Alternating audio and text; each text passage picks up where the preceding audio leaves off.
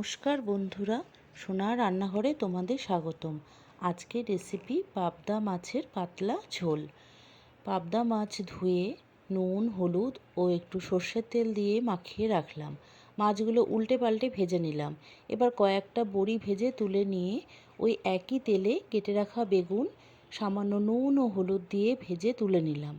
কড়াইয়ে আরও একটু তেল দিয়ে কালো জিরে ও চেরা কাঁচা লঙ্কা ফোড়ন দিয়ে কেটে রাখা আলু দিলাম।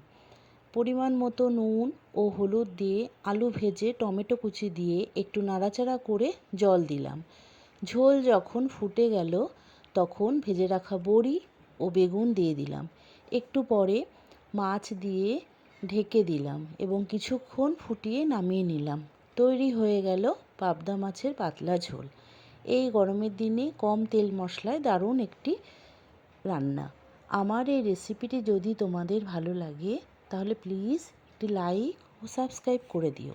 তোমাদের একটি লাইক ও সাবস্ক্রাইব আমাকে এগিয়ে যেতে অনেক সাহায্য করবে। ধন্যবাদ।